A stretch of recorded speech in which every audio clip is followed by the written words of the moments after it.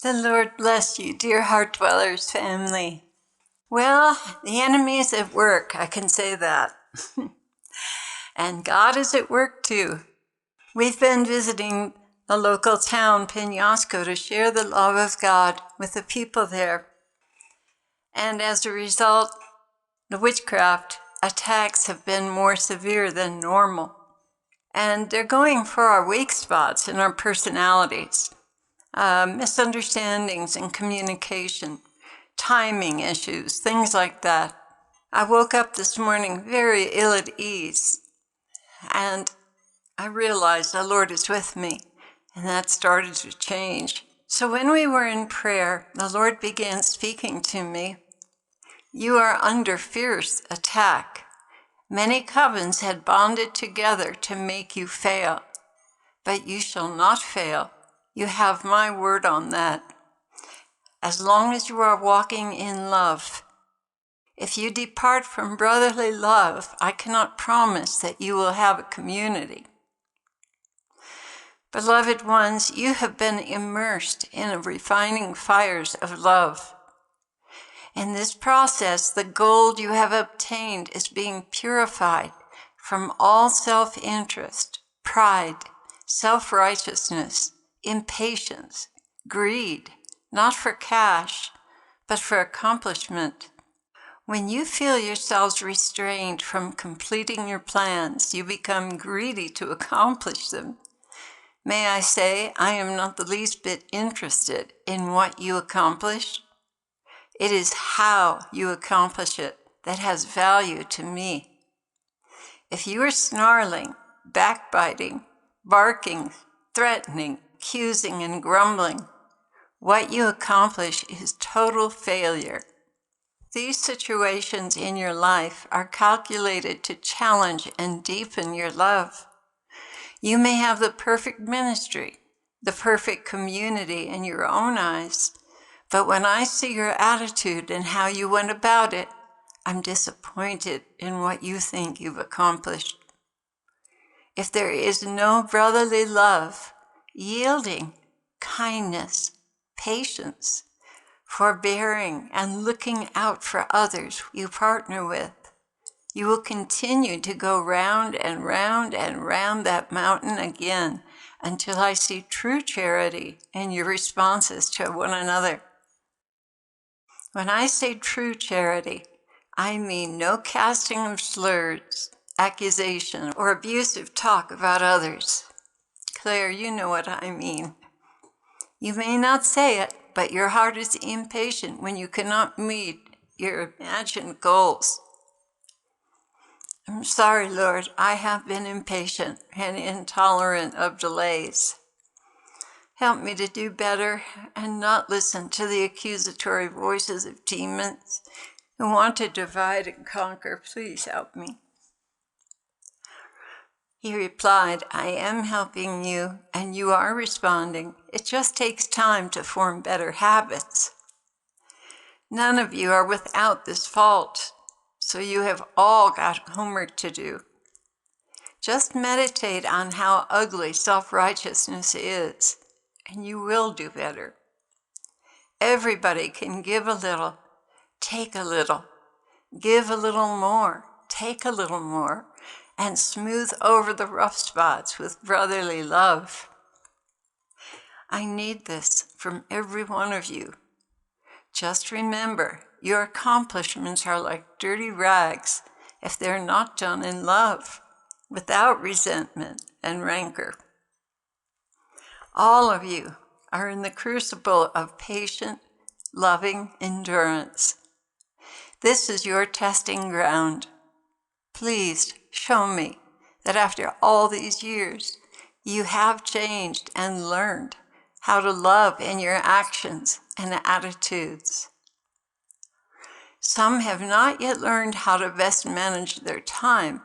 As a result of that, it puts pressures on them and on others. Pray for them. Yield to one another, my children. Yield lovingly to others, and you will have great peace of mind and be very pleasing to me.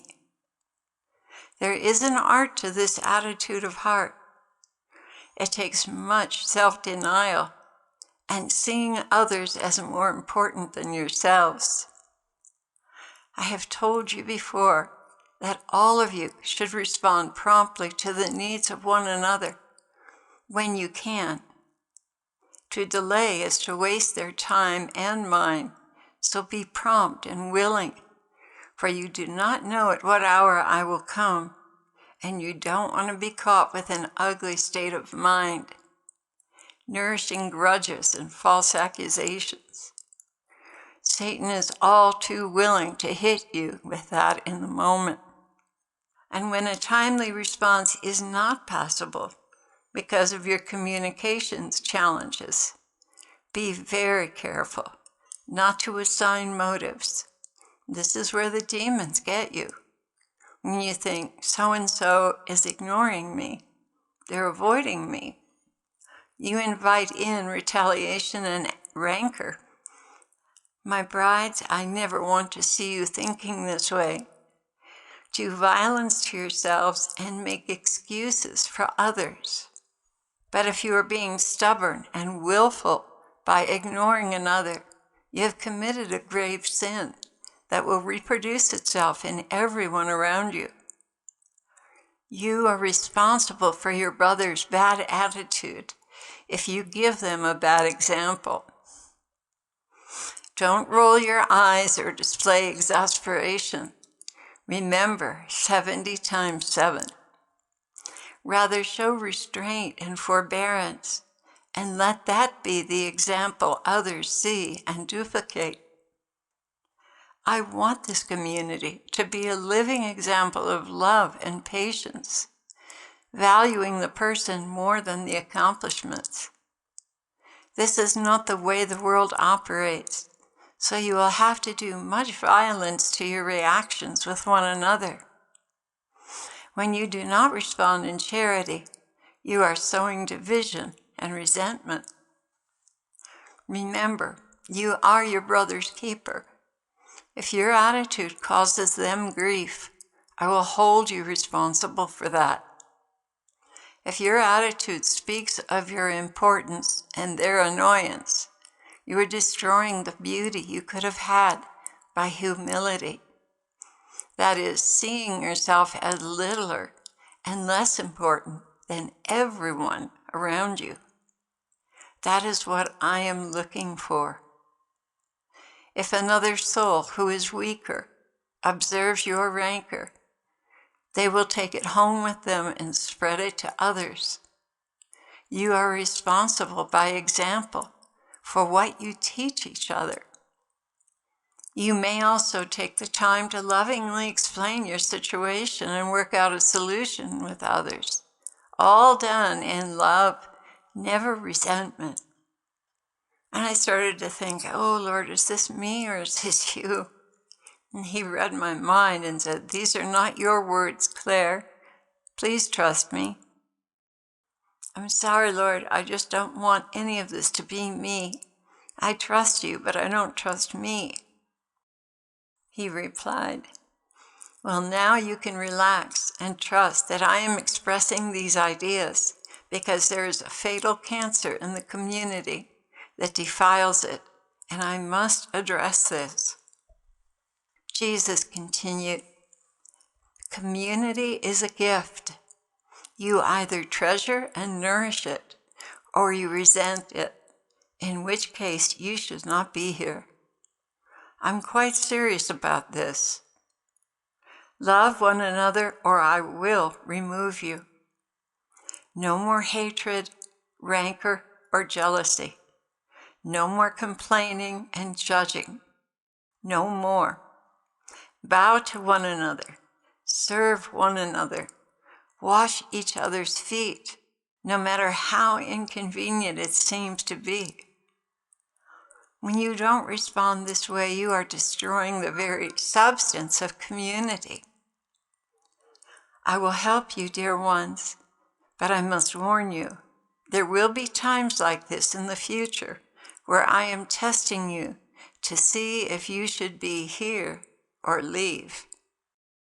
I am quite serious. Please Hearken to my words.